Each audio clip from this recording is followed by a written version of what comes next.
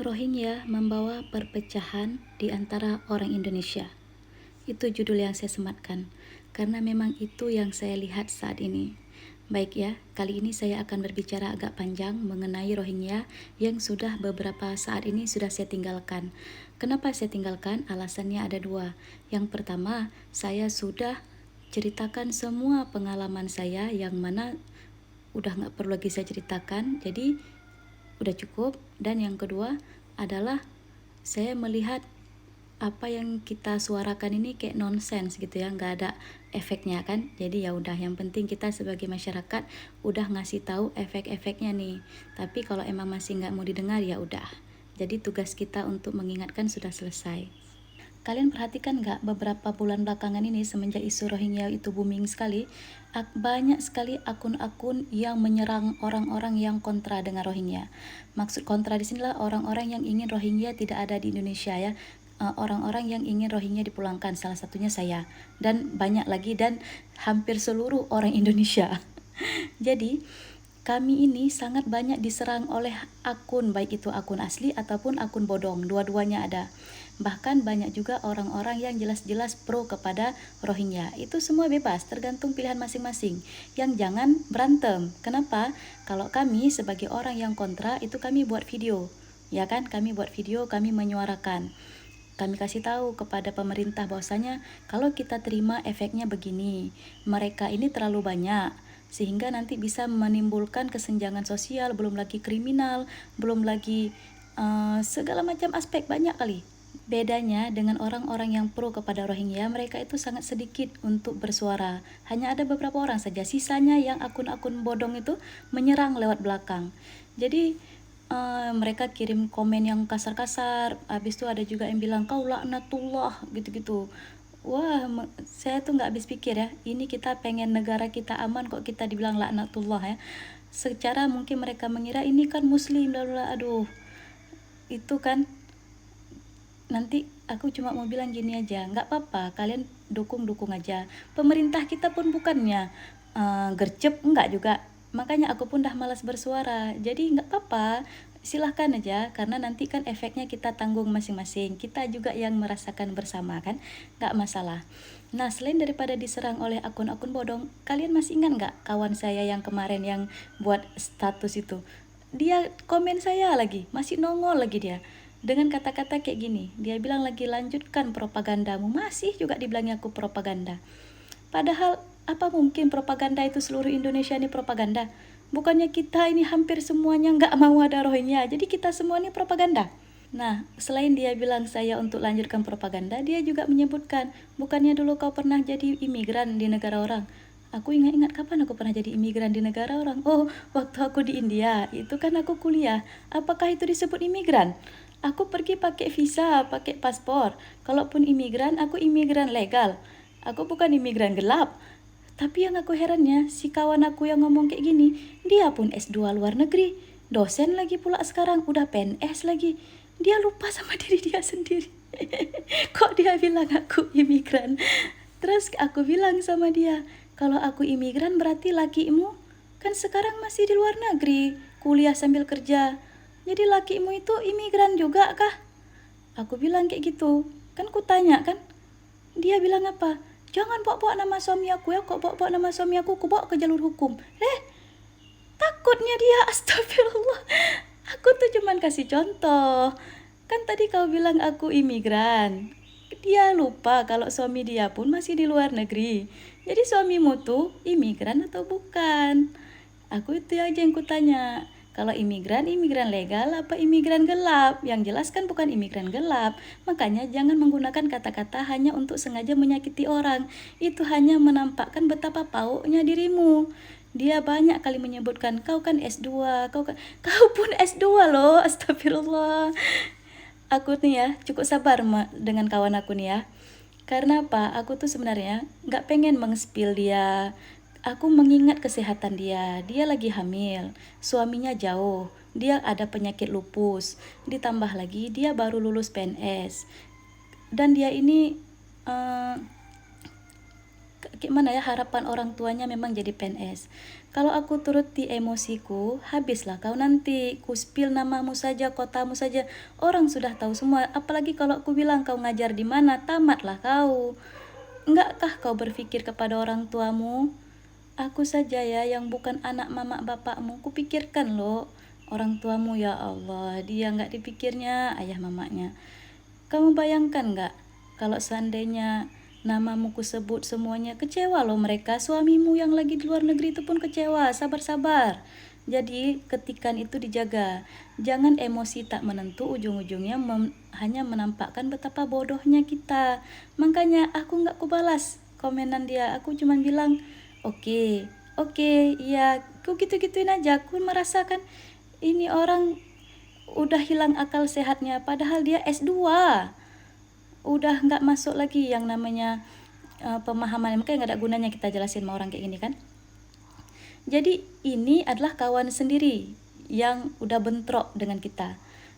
Dan masih banyak akun-akun lain lagi, ini dijelasin di video abang ini ya. Ada berapa ratus akun dan sehari berapa akun dia blok karena kita pada diserang. Pantesan ya 2-3 hari ini banyak akun-akun bodong ya, followers aneh ya. Dan itu dialami oleh kawan-kawan yang memang sama-sama memblow up terkait pendatang ilegal Rohingya. And you know, dalam 2-3 hari ini aku harus ngeblok hampir 500 akun. Sekarang ya, saya mau bilang dengan Indonesia, nggak tahu saya harus bilang kemana.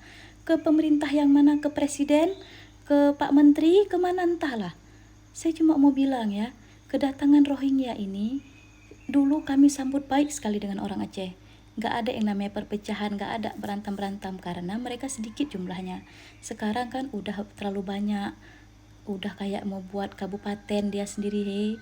Jadi kalau misalnya kalian mau tampung, pikir-pikirlah efeknya ya. Kalau ada dibilang itu kebakaran di camp di Bangladesh, kamu tahu nggak sekarang media itu bisa benar bisa tidak. Namanya juga dunia tipu-tipu, kalau betul, kalau enggak. Terus kalaupun betul, tanggung jawab Indonesia memangnya kan bukan juga. Nah terlepas daripada itu, kalian boleh perhatikan sendiri, saya itu tidak pernah mau bercerita kepada sesuatu yang tidak saya alami. Banyak kali orang tanya, Kak ceritalah tentang migas yang ditemukan di Aceh. Dia buat di videonya, gak pernah saya membahas. Kenapa? Saya tidak alami. Jadi kok saya tidak alami, ujung-ujungnya saya itu seperti orang yang membaca berita online, terus saya bicara ulang lagi dengan pakai bahasa sendiri. Itu apa? Yang ada nanti ku tambah-tambah, ku kurang-kurang, dosa aku jadinya. Kalau yang kayak pengalaman ini kan, dibilang orang, kau bisa tanggung jawab di akhirat? Ya bisa lah, orang itu pengalamanku, kok ada fotonya lagi lengkap. Selain daripada menceritakan pengalaman, sisa-sisa video saya itu hanyalah saran-saran. Misal di video ini saya sarankan apa? Waktu Pak Mahfud bilang tentang menolong orang Aceh seperti tsunami dulu, orang Aceh banyak ditolong gitu kan. Dan saya bilang di ujung videonya, kita bisa bawa pulang mereka, ini ada kapal, gitu-gitulah ada sarannya. Terus waktu ini lagi Ketua Yara bilang, karena nggak ada WC, makanya orang Rohingya BAB sembarangan. Aku kasih saran lagi, Pak, itu di Lok Semawe juga banyak loh masyarakat kita nggak ada WC, ayo kita buat untuk rakyat kita aja. Nah, intinya sisa-sisa dari ceritaku tentang Rohingya itu selain daripada pengalaman adalah saran. Tak ada aku sedikit pun mau membahas sesuatu yang tidak aku alami. Jadi, ini sekarang sudah menjadi konflik orang Indonesia dengan orang Indonesia. Sedih loh. Gara-gara kedatangan orang Rohingya, kita sama kita jadi berantem. Dan saya dengan kawan saya yang tadi sudah dijamin tidak akan baik lagi. Karena kata-kata dia cukup kasar. Ya kan? Jadi siapa yang mau baik lagi dengan orang kayak gitu? Tapi nggak apa-apa. Kalau saya tuh enggak masukin ke hati ya. Saya anggap aja dia itu bawaan ibu hamil ya. Jadi kita nih yang waras mengalah ya. Karena waktu saya bilang nanti waktu saya kasih contoh suaminya, dia kan langsung panik. Terus terakhir dia baru ngomong kayak gini di pesan dia yang terakhir ya. Dia bilang kayak gini, aku tuh nggak ada waktu menangani video-videomu yang unfaedah, waktuku sangat berharga, kata dia. Kok baru sekarang kau bilang? Seharusnya dari dulu kau tuh menyadari kalau memang videoku tidak ada faedahnya. Memang seharusnya dari dulu tak usah kau tanggapi. Kenapa baru sekarang? Karena takut kau mau ku bilang nama suamimu. Aku sebenarnya hanya ingin membuat kau sadar sebelum mulut kau itu lancang kali bilang untuk aku imigran, kau ingat-ingat juga orang terdekatmu, hei. Itu ya, jadi sekarang aku mau bilang, Indonesia, tolonglah sayang dengan rakyat kalian sendiri. Ini sekarang kami orang Indonesia diserang oleh orang Indonesia itu sendiri. Tak jarang kami juga ada diancam. Saya sendiri pernah ada orang komen ya, dia bilang kayak gini, aku gak sabar tunggu kakak ini dipanggil Polda Banda Aceh. Panggil lah, nanti biar kita ngobrol sama-sama. Itu intinya kan kayak aku mau ditangkap kayak gitu. Aku ini kan satu suara dengan seluruh orang Indonesia, tau kalian. Terus kawan aku tuh dia bilang lagi kayak gini untuk aku ya, ini penutupan ya. Dia bilang kayak gini, maklumlah kau kan udah kena star syndrome orang baru terkenal, kata dia kan. Ini ku kasih tahu, aku sekarang tinggal di daerah yang sangat jauh dari kampungku ya. Kampung aku di Lok Semawe, Kampung Keramat, Jalan Baru. Aku sekarang di Bali. Berapa jam kau naik pesawat baru kau sampai ke sini, ha? Di sini nggak ada satu orang pun yang kenal dengan aku selain daripada guru-guru anak aku sekolah. Jadi kalau aku mau star syndrome mau sama siapa? Sama ibu sayur di pasar, sama tukang lele langganan aku. Dia bilang aku star syndrome.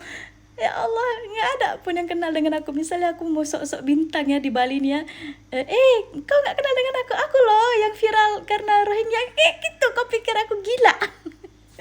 Makanya hati itu jangan busuk.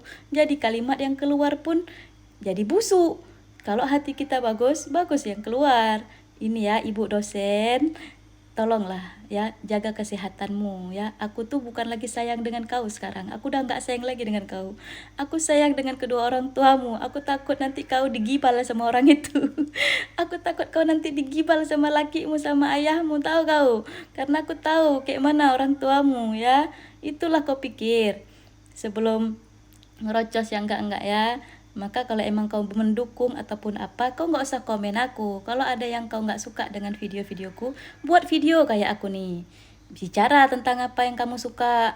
Nggak usah pakai chat-chat orang, anak-anak kali, padahal udah beranak 3, udah mau 3 anakmu, ih. Ya udah ya, itu aja mau ku bilang ya, tolong ya. Sekarang mereka sudah membawa perpecahan pada kita. Saya nggak tahu apa yang akan terjadi setahun 2 tahun kemudian. Kalau nggak cepat kita tangani, nanti kita yang akan merasakan efeknya bersama-sama. Wassalamualaikum.